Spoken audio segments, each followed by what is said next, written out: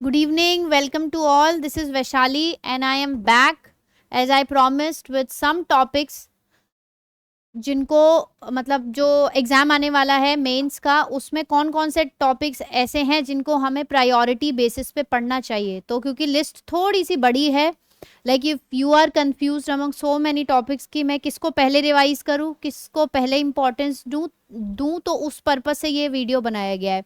अब आपने करना ये है कि जितने भी टॉपिक्स बताए जा रहे हैं उनको एक जगह आपने नोट डाउन करना है और उसके बाद जो आपने अपने नोट्स बना रखे हैं तो प्रायोरिटी बेसिस पे वन बाय वन जो है उन नोट्स को आपको रिवाइज करना है। राइट, तो अब वो कंफ्यूजन नहीं रखना।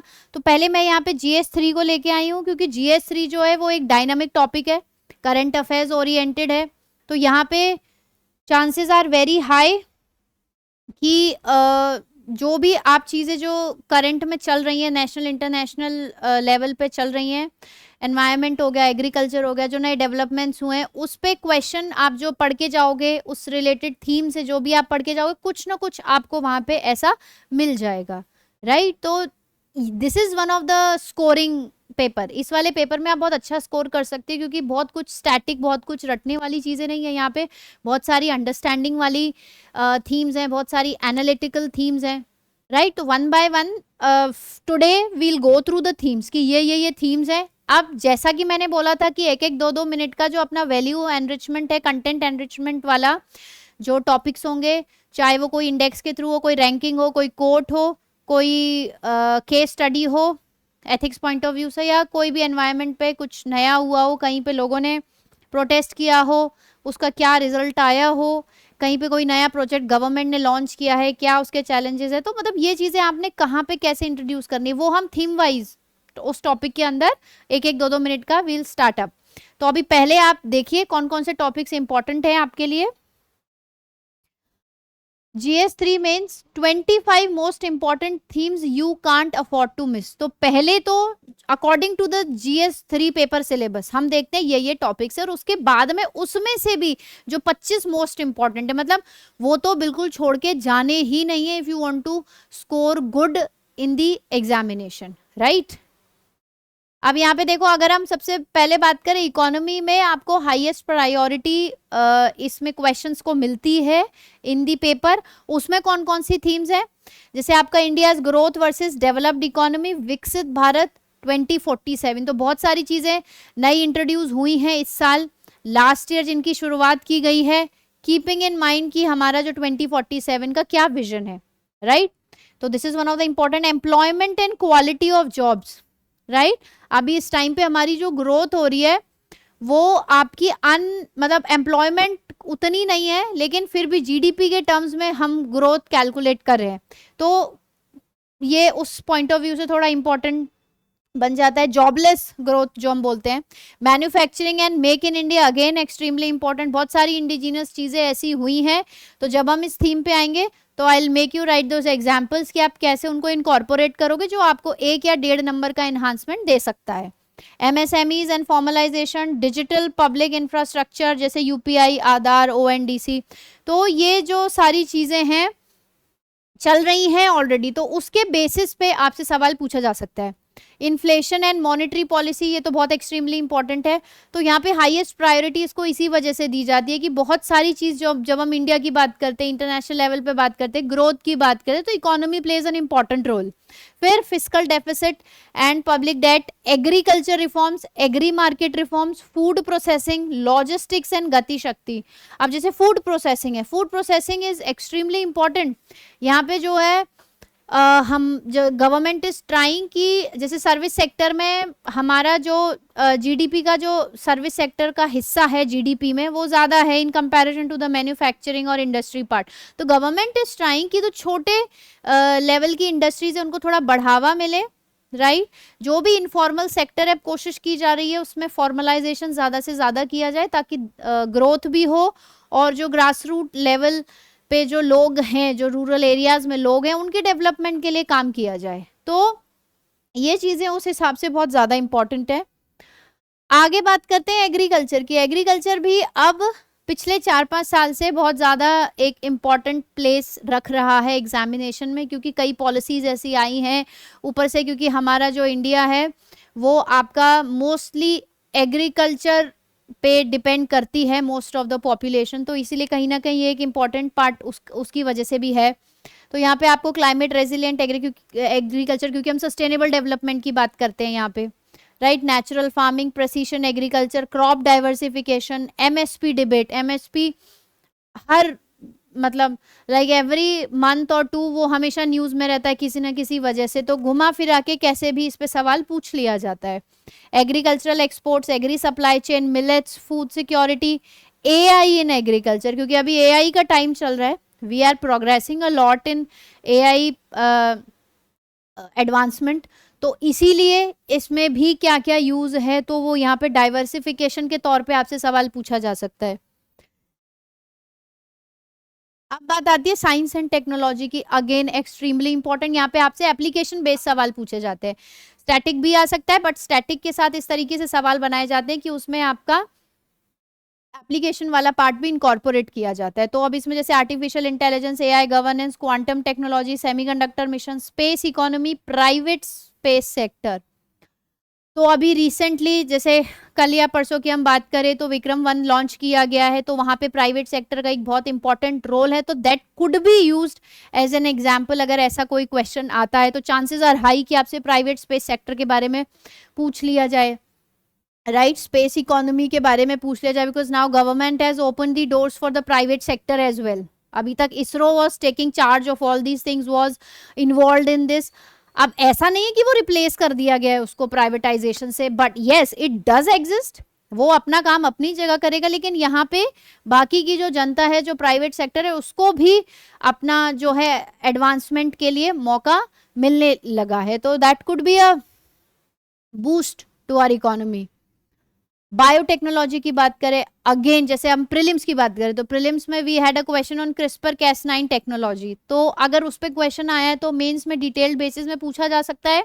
It's principle is based on gene editing, gene editing के बेसिक्स भी पूछे जा सकते हैं, तो उसमें आप वो वाला एग्जाम्पल इन्वॉल्व कर, because that theme is already has been asked in the question paper, तो चांसेस आर हाई कि मेन्स में भी उसके आसपास या वही सवाल पूछा जा सकता है।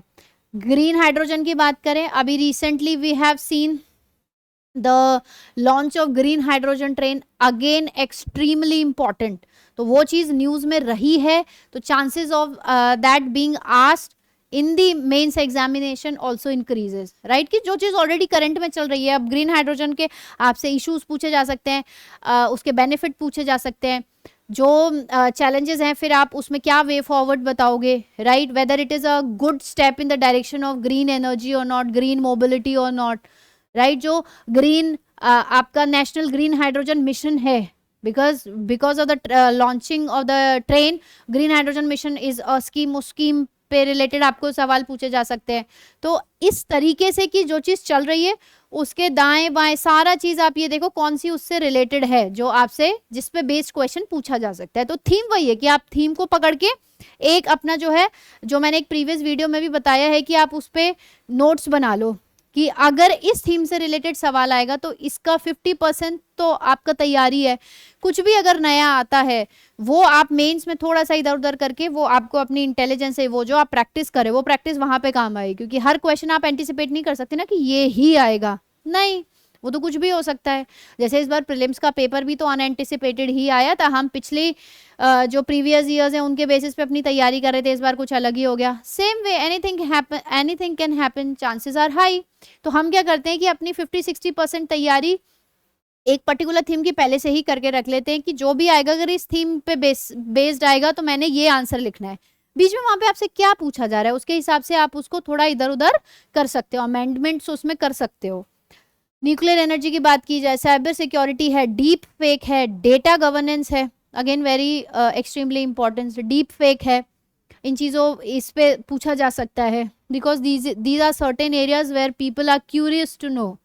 तो अगर कुछ ऐसा इवेंट हुआ है पास्ट में, प्रेजेंट में चल रहा है, तो चांसेस आर हाई सवाल पूछा जाएगा। अब बात आती है एनवायरनमेंट की।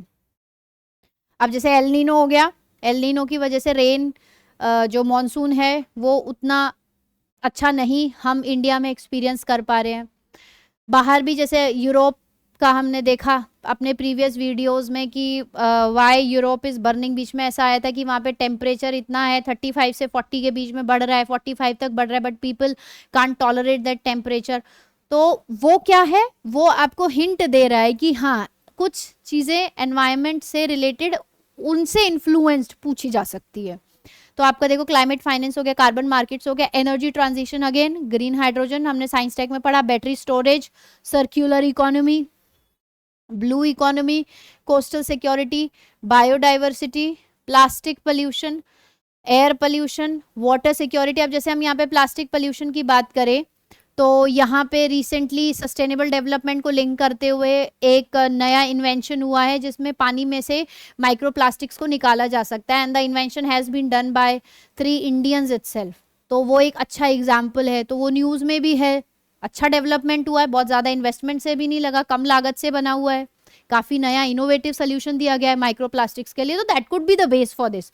तो अगर इस पे सवाल आता है तो you can definitely incorporate that example. So this is how you take the example from the newspapers or from the various sources that you have, right? और उनको कहाँ पे आप फिट कर सकते हो, ठीक है? तो वो चीजें हम यहाँ पे सीखेंगे और इन्हीं थीम्स के आसपास सीखेंगे। अब बात की जाए डिजास्टर मैनेजमेंट की, again urban flooding, heat waves, ठीक है, glacier lake outburst, cyclones, earthquakes, early warning system, climate adaptation, disaster resilient infrastructure. तो जैसे अब इनकी बात की जाए तो these are quite easy topics, और आई वुड से इनके पास इनका हमारे पास ऑलरेडी मटेरियल होता ही है। तो जैसे अर्थक्वेक क्या है, अब उसमें तो कुछ ऐसा करंट में कहीं इवेंट हुआ होगा तो उसमें मैग्नीट्यूड पता चल जाएगा आपको, क्या क्या डिस्ट्रक्शन हुआ है वो चीज़ पता चल जाएगी, लेकिन उस इवेंट से आपका जो है रिलेटेड इन थीम्स पे सवाल बन सकता है, राइट? तो जरूरी नहीं कि कोई अगर एक इवेंट हुआ है तो वहां से आपसे उस इवेंट को ही उठा के पूछ लिया जाएगा, नहीं, उस इवेंट से प्रेरित होके, ठीक है, करंट में जो चीज चल रही है उससे गवर्नमेंट क्या चीज उठा रही है सवाल में। It could be static, it could be dynamic as well, right? तो क्या पता डायनामिक और स्टैटिक का कॉम्बिनेशन भी उस पर्टिकुलर चीज से आ जाए। तो कोई हैपनिंग हुई है तो हमारा सबसे पहले जैसे कहीं पे भी अर्थक्वेक आया, ठीक है, तो उस अर्थक्वेक के आपने तुरंत क्या करना है, अपना स्टैटिक पोर्शन खोल के देखना है कि हाँ अर्थक्वेक ऐसे ऐसे है। अभी recently if I am not wrong Venezuela में देयर वाज अर्थक्वेक, राइट? तो उससे मतलब इंस्पिरेशन लेके सवाल बनाया जा सकता है। फिर आप देखो जो करंट में चीज़ें चल रही है कि क्या मैग्नीट्यूड है, अब मैग्नीट्यूड में आप ये भी इनकॉर्पोरेट कर सकते हो ना कि किस जो रेंज होती है कौन सी हार्मफुल होती है, कौन सी मोस्ट हार्मफुल होती है, तो वो भी कहीं ना कहीं एक आपका स्टैटिक का पार्ट आ जाएगा। तो क्या उससे क्या क्या नुकसान हो रहे हैं, कैसे वो डेवलपमेंट को अफेक्ट कर रहा है, तो ये सारी चीजें हैं जो आप इसमें इनकॉर्पोरेट कर सकते हैं, राइट? क्लाइमेट एडेप्टेशन, ठीक है, बायोडाइवर्सिटी, जैसे अभी हम लोगों ने उसमें पढ़ा, तो बायोडाइवर्सिटी भी बहुत इंपॉर्टेंट है। जैसे अभी रिसेंटली आप देख पा रहे हैं कि उसमें ऋषिकेश में large scale tree cutting was being initiated, but people जो वहाँ के लोकल रेजिडेंट थे वो पेड़ क्यों काटे जा रहे थे, क्योंकि जो हाईवे था उसको आप बड़ा बनाना चाह रहे थे, उसको वाइड करने के लिए पेड़ों को काटा जा रहा था। तो there was around order of around 3000 to 4000 trees being cut, लेकिन जो वहाँ के लोकल रेजिडेंट थे they knew the importance of trees for themselves, for the environment, for the biodiversity and for the local animals like monkeys, elephants that were part of that forest system, right? Similarly एक example आया असम में भी पेड़ों को destroy किया जा रहा था, so an elephant confronted that particular machine which was trying to cut the trees. So this was how nature is in conflict with the human which is acting as an animal to destroy their home, ठीक है? तो ये चीजें जो चल रही हैं, तो people protested in Uttarakhand in Rishikesh to prevent cutting of the trees, and yes because they stood together against the cutting, so government said the cutting has to be stopped, right? So that was an achievement for them. So this they, because they know the importance of biodiversity for them as well as for the others also, they know the need of the environment, the place where they are living, तो इसीलिए they protested and they got successful. तो ऐसी चीजों को आप mention कर सकते हो, यही वो एग्जाम्पल्स होते हैं जो कहीं ना कहीं एनरिचमेंट में हमारी मदद करते हैं, हमारे लिए वैल्यू एडिशन का काम करते हैं। अब इंटरनल सिक्योरिटी की बात करें तो साइबर वॉरफेयर, एआई इन security, drone threats, border management, maritime security. तो ये जो ड्रोन वाला जो है ये तो हमारे India China border, India Pakistan border, यहाँ पे बीच बीच में कई बार देखने को भी मिलता है। Left wing extremism, terror financing, organised crime, critical infrastructure protection. इसमें भी अब जैसे मणिपुर में जो चीज़ें हैं आपके साल में शुरुआती में जो देखी गई थी और अभी भी कहीं ना कहीं हो रही हैं, अभी बिल्कुल पूरी तरीके से बंद नहीं हुई हैं, तो उन चीज़ों का भी एग्जाम्पल लेके जो है आप यहाँ पे इनकॉर्पोरेट कर सकते हैं, राइट। अब जब एनवायरनमेंट की बात करते हैं तो yes I forgot to give you the example, जब एनवायरनमेंट, बायोडाइवर्सिटी और नेचर के साथ जब छेड़छाड़ की जाती है तो वहाँ के जो लोग हैं, because they know the local area, right, they know कि एनवायरनमेंट, क्योंकि हम पढ़े लिखे होने के बाद भी इन चीज़ों को नहीं समझते, but the people from the rural background they know the importance of the trees, they know the importance of reverse. तो अभी केन बेतवा लिंकिंग प्रोजेक्ट है, तो उसमें क्या हो रहा है, ड्राई रिवर को एक water full of water river के साथ कनेक्ट किया जा रहा है, तो वो आपका 200 से 250 100 किलोमीटर का स्ट्रेच है जो उसको कनेक्ट करके रखेगा। लेकिन वो जो 200 से 250 किलोमीटर का जो स्ट्रेच है उससे बहुत सारे लोगों को वहां से हटाया जा रहा है, क्योंकि जो आप लिंक बनाओगे उसके लिए जगह चाहिए, बट लोगों को मालूम है कि वहां से जब वो डिस्प्लेस हो जाएंगे they have no other place to live. उनको जो कंपेंसेशन दिया जा रहा है according to them is not good, is not sufficient for their survival in future. उनसे उनकी जो जो कहते हैं ना सोर्स ऑफ लाइवलीहुड है, जो उनकी रोजी रोटी है, वो उनसे छीन ली गई, तो people are protesting there, right. तो उस एग्जाम्पल को भी आप जो है कहीं पे कोट कर सकते हो जब भी अगर आपके पास ऐसा आंसर आता है कि how people, uneducated people are more aware, they are they have more they are more conscious than the educated people about the environment, about the pollution and why they need to protect their environment। तो इस तरीके के जो examples जो सामने आते हैं उनसे जो है हमको कहीं ना कहीं वैल्यू एडिशन करना है। इंफ्रास्ट्रक्चर की बात आती है, railways, high speed rail, hydrogen train that I have already discuss. तो हाँ, अब लास्ट वीडियो में मैंने आपको एक चीज जरूर बताई थी कि कुछ एग्जाम्पल्स, कुछ वैल्यू एडिशन के पॉइंट्स ऐसे होते हैं जो आप मल्टीपल जगह पे यूज कर सकते हो। If you are getting question on hydrogen train, तो वहां पे कोई डेटा आपने यूज किया and suppose you get a question on development, you get a question on the growth of the nation, you get a question on infrastructure, तो कहीं ना कहीं अगर हम पॉजिटिव डायरेक्शन में या मेजर्स की अगर हम बात करें तो उस पॉइंट को जो हमने वहां पे नेशनल ग्रीन हाइड्रोजन मिशन या जो गवर्नमेंट का टारगेट है उसको हम कहीं ना कहीं यहाँ पे मेंशन कर सकते हैं जब हम इंफ्रास्ट्रक्चर की बात करते हैं। तो अगर पॉजिटिव डायरेक्शन में बात की जाए, अर्बन इंफ्रास्ट्रक्चर, अब अर्बन इंफ्रास्ट्रक्चर की बात करें तो ये चीजें जो अर्बन इंफ्रास्ट्रक्चर का जो फेलियर हमको देखने को मिलता है वो मिलता है रेनी सीजन में, मानसून सीजन में। आप देख सकते हो the government is making highways but due to one reason और other they show the inefficient or what I can say the smoothness in running the nation or smoothness in the highways that can carry people without any problem। लेकिन वहाँ पे आपको 1.5 महीने बाद, जैसे बहुत सारे एग्जाम्पल, जैसे आपका दिल्ली देहरादून वाला हाईवे है, तो that example can be quoted कि government is putting the efforts but still there are certain loopholes where government needs to work. अब वहाँ पे क्या हो रहा है, आपको गड्ढे दिखाई देने लग रहे हैं, तो वहाँ पे जहाँ पे भी ऐसी प्रॉब्लम्स होगी तो वो जो आने जाने वाला क्राउड है वो कहीं ना कहीं रुक रहा है, वो प्रॉब्लम फेस कर रहा है, राइट। तो ये भी एक प्रॉब्लम बताई जा सकती है। दूसरी चीज, जैसे आपका ड्रेनेज का प्रॉब्लम है, जहां पे भी ज्यादा बारिश हो जाती है। अब जैसे हम बड़े शहरों की तो बात कर लेते हैं, मेट्रो सिटीज की, जैसे गुड़गांव हो गया, हम दिल्ली की बात कर लेते हैं, हम और भी बड़ी बड़ी जो सिटीज है वहां पे ही बता देते हैं कि पानी नीचे नहीं जा रहा है क्योंकि अर्बन इंफ्रास्ट्रक्चर ऐसा बन चुका है कि पानी वहां से नीचे जाता ही नहीं है, ड्रेनेज जो है पूरा ब्लॉक हो चुका है, ठीक है। ये चीज आप मेंशन कर सकते हैं।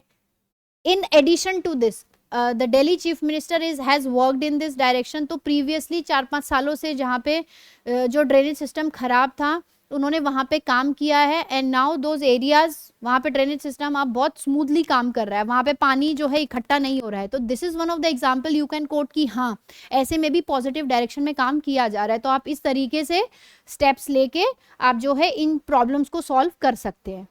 तो जब भी आपके अर्बन इंफ्रास्ट्रक्चर की बात आएगी तो आप कमियां भी बता सकते हो और साथ में कहाँ पे क्या स्टेप लिए जा रहे हैं वो भी बता सकते हो। मेट्रो की बात हो गई, स्मार्ट सिटीज की बात हो गई, पोर्ट्स की बात हो गई, इनलैंड वाटरवेज, पीएम गति शक्ति, लॉजिस्टिक एफिशिएंसी। लॉजिस्टिक इनएफिशिएंसी हमारी कंट्री में बहुत ज़्यादा है और इस पे प्रायोरिटी पे काम करने की ज़रूरत बहुत ज़्यादा है। कोई भी आप एरिया ले लो, चाहे फूड प्रोसेसिंग इंडस्ट्रीज़ ले लो, आप फार्म मैकेनाइजेशन ले लो, आप किसी भी चीज़ को एक जगह से दूसरी जगह आपने शिफ्ट करना है तो वहाँ पे कहीं ना कहीं लॉजिस्टिक्स की कमी आपको देखने को मिलती है। तो यहाँ पे बहुत ज़्यादा इनएफिशिएंट है ये चीज़ें, तो यहाँ पे आपको पहले इनएफिशिएंसी मेंशन करनी है और उसके बाद में अगर इससे रिलेटेड कुछ आ भी जाते तो आपको पॉजिटिव डायरेक्शन में बताना भी है, आपको वे फॉरवर्ड देना है, मेजर्स देना है कि गवर्नमेंट ने कहाँ पे काम कर लिया है और क्या इस काम से कब तक या एक ऑप्टिमिस्टिक आपको एंड करना है कि हाँ इससे इस चीज़ को अचीव किया जा सकता है। सो ये this is one of the area.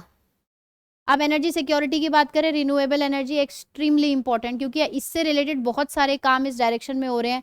Solar की बात करें, विंड की बात करें, न्यूक्लियर की बात करें, green hydrogen, battery storage, rare earth minerals, again इस पे बहुत ज़्यादा काम किया जा रहा है, रिसर्च चल रही है। Then critical minerals, energy imports. Energy imports, our prime minister has visited Gulf countries and many other countries where the and there are many other steps which are being taken by our government। तो हमारा जो energy का import है, जो oil का import है वो कम हो सके, लाइक इंडिजिनाइजेशन पे काम किया जा रहा है ताकि इंपोर्ट कम होगा तो हमारा जो कहते हैं ना इकोनॉमी में जो भी पैसा बाहर जा रहा है वो कहीं ना कहीं बचेगा, उसका कुछ परसेंट इनिशियली बचेगा। जब आगे हम बढ़ेंगे समय के साथ में तो उसका जो परसेंटेज है वो और बढ़ता चला जाएगा, तो फ्यूचर में हमको उसका फ़ायदा ही होगा और जो हमारी डिपेंडेंस है वो कम हो जाएगी। तो इसलिए जो हमारे जो मिनिस्टर्स हैं अगर उनकी कोई विजिट हो रही है बाहर की जगहों पे तो हमको वो देखना है कि वहाँ से क्या एजेंडा निकल के आया है, कहाँ कहाँ पे एमओयू साइन हुए, क्या क्या अग्रीमेंट हुए हैं, ठीक है, किन कंट्रीज़ में वो गए हैं और उसका कौन सी पर्टिकुलर एरिया में वो हमारे लिए बहुत इम्पॉर्टेंट है। तो ये कुछ इम्पॉर्टेंट चीज़ें हैं जो हमें फिगर आउट करके रखनी है कि अगर कुछ इनसे रिलेटेड कोई चीज़ें आ जाती है तो उनको हम मेंशन कर सकते हैं। ज़रूरी नहीं है अगर सवाल आए कि आरपीएम विजिटेड टू ऑस्ट्रेलिया तो वहाँ पे जो अग्रीमेंट साइन हुए वो अगर वो सवाल आएगा इंडिया ऑस्ट्रेलिया तो ही आप लिखोगे। वहाँ पे भी कुछ अग्रीमेंट्स ऐसे हुए हैं, जब हम एक एक थीम को उठाएंगे तब उसमें आई टेल यू कि जो अग्रीमेंट हुए हैं तो वो हमारे GS2 में भी हम उसको इनकॉर्पोरेट कर सकते हैं, GS3 में भी हम उसको इनकॉर्पोरेट कर सकते हैं और कहीं ना कहीं जो ऐसे के टॉपिक्स होते हैं अगर वो आपके डायनामिक नेचर के हैं तो वहाँ पे भी उन चीज़ों को इनकॉर्पोरेट किया जाता है। तो इसीलिए एक चीज़ है, कोई भी एक इम्पॉर्टेंट पॉइंट है उसको आप मल्टीपल जगह पे यूज़ कर सकते हो, तो ज़रूरी नहीं है कि आप एक चीज़ को एक ही जगह पे यूज़ करते हो। तो वो हमारा प्रेजेंस ऑफ माइंड शो करता है एग्जाम में। तो अगर हम प्रॉपर तैयारी से जाते हैं तो शायद ये प्रॉब्लम हम वहाँ पे फेस नहीं करते, हम थोड़ा सा मतलब स्मूथली उस जो प्रेशर को ओवरकम करके कहीं ना कहीं अपने उसमें अच्छा परफॉर्म कर पाते हैं। Space sector extremely important, space economy, private launch ecosystem, satellite communication, space debris. Again अब हर कोई जो है अपनी सैटेलाइट्स लॉन्च करेगा, मल्टीपल सैटेलाइट्स लॉन्च करेगा तो वहाँ पे स्पेस डेब्रीज होने का तो है ही चांसेस और ये भी प्रॉब्लम चल ही रहा है। तो इससे रिलेटेड आपसे चैलेंजेस क्या है, इश्यूज क्या है, इनको ओवरकम कैसे किया जा सकता है, तो वो क्या अगर हम इस डायरेक्शन में काम करेंगे तो वो कहीं ना कहीं हमारे डेवलपमेंट को तो अफेक्ट नहीं करेगा। इसरो में reforms, defence space, again these are the important areas. Cyber security की बात करें, digital fraud, ransomware, cyber warfare, data localisation, AI risk. तो अगर कोई चीज़ हमारे लिए बेनिफिट है तो कहीं ना कहीं वो अपने साथ चैलेंजेस भी लेके आई है जो हमको आगे परेशान कर सकते हैं। Quantum cryptography, critical infrastructure again very important. तो इन वन वे और अदर इस पे सवाल पूछे जा सकते हैं। डिफेंस, रीसेंट जो पॉलिटिकल डेवलपमेंट्स, तो जहाँ पे भी हमारे PM या मिनिस्टर जो एक्सटर्नल अफेयर मिनिस्टर हैं, होम अफेयर मिनिस्टर हैं, if they are visiting to different countries तो वहाँ पे क्या अग्रीमेंट्स हुए हैं तो एटलीस्ट उन अग्रीमेंट्स की लिस्ट हमारे पास होनी चाहिए। तो उस जब वो हमारे पास लिस्ट होगी तो उससे हम अंदाज़ा लगा सकते हैं ये कहाँ के लिए बेनिफिशियल है। डिफेंस एक्सपोर्ट्स हो गए, आत्मनिर्भर भारत, तो उसमें जो डिफेंस वाला एस्पेक्ट है। Then theatre commands, defence manufacturing, drones, indigenous technology. ठीक है, तो अब इंडिजिनस टेक्नोलॉजी हम डिफेंस में तो लिख रहे हैं लेकिन इंडिजिनस टेक्नोलॉजी हमने स्पेस में भी देख ली, इंडिजिनस टेक्नोलॉजी हमने ग्रीन हाइड्रोजन में भी देख ली, राइट। तो ये इस तरीके से मतलब एक टॉपिक है जो मल्टीपल एरियाज में आ रहा है, तो अगर आप एक थीम की अच्छे से तैयारी कर लोगे तो वो कहीं ना कहीं आपको मल्टीपल जगह में हेल्प कर सकती है, right. Inclusive growth again very important, financial inclusion है, वुमेन लेड डेवलपमेंट है, तो इसमें भी आपको जैसे वुमेन लेड डेवलपमेंट में सेल्फ हेल्प ग्रुप्स की बात है जो मैंने प्रीवियस वीडियो में बताया है, आप वहाँ से देख सकते हैं कि कैसे उस एग्जाम्पल का इस्तेमाल करके हम यहाँ पे बता सकते हैं। डिजिटल इंक्लूजन है, रूरल इकोनॉमी है, गिग इकोनॉमी है, गिग इकोनॉमी पे बहुत काम मतलब जो है ये ऑलरेडी न्यूज़ में चल रहा है, राइट। तो इसको भी ध्यान में रखना है, स्किलिंग पे ध्यान देना है, स्किलिंग बहुत ज़्यादा ज़रूरी है, ठीक है। जब तक स्किल्ड लेबर नहीं होगी डेवलपमेंट का काम प्रॉपरली नहीं हो सकता, ठीक है। हमारे पास डिग्रियां हैं, हमारे पास स्किल्स नहीं है, ठीक है। तो आगे डेवलपमेंट के लिए, अपनी लाइफ को सुधारने के लिए, अपनी लाइफ में आगे बढ़ने के लिए we need to have skills. तो यहाँ पे स्किलिंग पे बहुत ज़्यादा ज़रूरत काम करने की ज़रूरत है, और बहुत एरियाज में काम हो भी रहा है। तो अब यहाँ पे इंपॉर्टेंट आएगा कौन सी गवर्नमेंट स्कीम्स लॉन्च हुई हैं, उनका टारगेट क्या है, कौन से साल में लॉन्च हुई थी, किस ऑब्जेक्टिव से लॉन्च हुई थी, कब तक पूरा किया जा सकता है, अब तक कितना पूरा हो गया है। कई कई स्कीम्स को एक्सटेंड भी कर दिया जाता है उसको और वाइड स्प्रेड करने के लिए, ठीक है। तो again this is very important area. Top 25, अब जैसे मैंने इतने सारे एरिया बताए, अब उसमें से भी अगर आपको ऐसा लगता है कि because today it's 20, we don't have that much time, तो अगर आपको ऐसा लगता है कि और भी कम लेकिन मोस्ट इम्पॉर्टेंट मुझे कुछ ऐसा पता चल जाए, अब ये 25 ऐसा नहीं है कि इसी में से ही आ जाएगा। दीज आर द थीम्स, इन पे प्रिपेयर कर लो अपना मैक्स 250 वर्ड का एक शीट प्रिपेयर कर लो। तो वो तो जब आप क्वेश्चन पढ़ोगे तो इन्हीं थीम्स के आसपास ही पूछा जाएगा। यूपीएससी कभी भी रैंडमली सवाल नहीं पूछती है। यूपीएससी जो चीज़ हमारे आसपास चल रही है उसी को या तो इजी वे में या थोड़ा कॉम्प्लिकेटेड वे में पूछती है। तो अगर कॉम्प्लिकेटेड वे में पूछ भी रही है तो जो हम प्रैक्टिस करके जा रहे हैं तो वो कॉम्प्लिकेशंस हैं उसको वैसे ही हम कम कर सकते हैं, उसका और कोई दूसरा रास्ता नहीं है।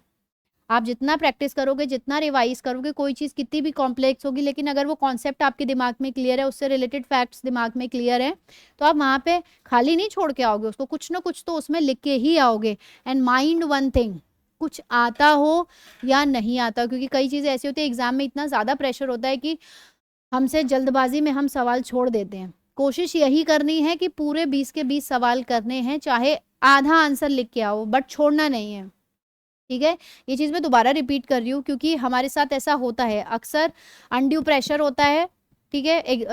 हमारे पास टाइम अंडर जो टाइम कंस्ट्रेंट होता है तो उसमें हम यूजुअली चीज़ों को कैसे करते हैं, जो चीज़ बहुत अच्छे से आ रही होती है, जो टॉपिक बहुत अच्छे से आता है उस पर अपना टाइम ज़्यादा निकाल देते हैं, लास्ट तक आते आते हम थक भी जाते हैं, मेंटली भी एग्जॉस्ट हो जाते हैं। तो हमारी कोशिश यही रहती है कि अगर छूट रहा है तो छूट जाए, बट नहीं, आप खाली छोड़ने से तो अच्छा कुछ भी लिखोगे तो उसमें 1.5-2 कुछ नंबर तो मिलेगा, 0 से तो बेटर है। तो हमारी कोशिश यही रहनी चाहिए कि we should be doing at least writing, we should try to complete the questions, paper को पूरा करने की कोशिश होनी चाहिए।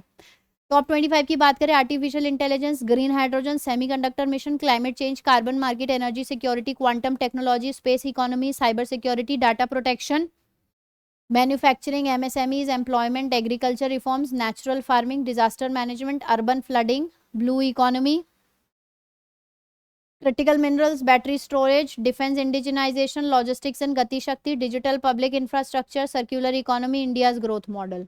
अब ये जो 25 टॉपिक हैं, these are the extremely important, इनके आसपास इधर उधर हेरफेर करके आप जो है क्वेश्चन सॉल्व कर पाओगे। तो अब जो हम नेक्स्ट से शुरुआत करने वाले, जो मैं शॉर्ट वीडियोस का बता रही हूँ, उसमें हम हर एक थीम को लेंगे और उसमें आपको बताएंगे कि अगर इस पे सवाल आता है तो how you have to attempt the question in addition to value enrichment, कैसे आपने उसकी वैल्यू बढ़ानी है। तो इन चीज़ों का दिमाग में आपको रखना है। ये 25 टॉपिक तो GS3 में अच्छे से जो थीम्स हैं, these are not the themes, these are not the topics, these are the themes. इस थीम के अंडर आपसे इससे रिलेटेड चीज़ें पूछी जा सकती है और ऐसा नहीं है कि इसी से ही आएगा, these are the dominating themes. मतलब इसको अगर छोड़ गए तो वहाँ पे it will be a big fail, right. तो एटलीस्ट तुम्हारे पास समय नहीं है तो स्ट्रेस लेने से बेटर है एटलीस्ट इन 25 को अच्छे से कर लो, ठीक है। अब इसमें से एक एक थीम हम उठा के लाएंगे, एक एक 1.5-1.5 2 मिनट में आपको पूरा बताएंगे कि इस थीम में आपने ऐसे प्रिपेयर करना है। तो इसके घुमा फिरा के सवाल अगर ऐसे आ जाता है तो ये पॉइंट्स आपको इस्तेमाल करने हैं। स्टैटिक चीज़ जो है वो तो सेम ही रहेगी, लेकिन उसके आसपास जो डायनामिक नेचर है उसका, उस पर्टिकुलर थीम का, तो उसको कैसे जो एग्जिस्टिंग स्कीम्स हैं, एग्जिस्टिंग जो गवर्नमेंट के प्रोग्राम्स हैं, एग्जिस्टिंग वेलफेयर मेजर्स हैं, जो करंट में रैंकिंग आई है, कोई रिपोर्ट आई है, तो वो उस थीम्स के पर्सपेक्टिव से कितनी इंपॉर्टेंट है, वो चीज़ हम यहाँ पे डिस्कस करेंगे। ठीक है, तो पहले तो इन थीम को अच्छे से गो थ्रू द थीम्स, उनका मेन जो टॉपिक है, then go through your notes, और उसमें कैसे हमने वैल्यू एनहांस करनी है वो हम छोटे छोटे वीडियोस के थ्रू आपको करवा देंगे। राइट, तो ये जो है अभी क्योंकि टाइम बहुत कम बचा है तो स्टूडेंट्स आर अंडर स्ट्रेस, तो स्ट्रेस लेने की ज़रूरत नहीं है, जितना हो सके पॉजिटिव रहो। कई बार क्या होता है, पॉजिटिव रहने से भी बहुत सारा जो प्रेशर हमसे गलती करवा रहा होता है वो हम गलती अवॉइड करते हैं वहाँ पे। ठीक है, और कहीं ना कहीं अच्छा परफॉर्म भी कर पाते हैं। तो अभी समय जो है थोड़ा सा टाइम को इफेक्टिवली यूटिलाइज करने का है, स्ट्रेस लेने का नहीं है, बर्डनसम फील करने का नहीं है। अभी तो चीज़ों को जितना आप लाइटली तरीके से कवर करने की कोशिश करोगे उतना ही आप अच्छा उसमें परफॉर्म कर पाओगे। तो यहाँ पे इस वीडियो को जितना ज़्यादा हो सके जो आपके फेलो एस्पिरेंट्स हैं, जो प्रिपेयर कर रहे हैं, जो मेंस देने वाले हैं, उनके साथ शेयर कीजिए। एंड जो भी हमारे आगे वीडियोस आएंगे, बहुत शॉर्ट वीडियोस आएंगे, तो उसमें आई गारंटी आपका टाइम वेस्ट नहीं होगा, वो आपका वैल्यू एनरिचमेंट ही करवाएगा, तो उनको ज़रूर देखिएगा। Thank you.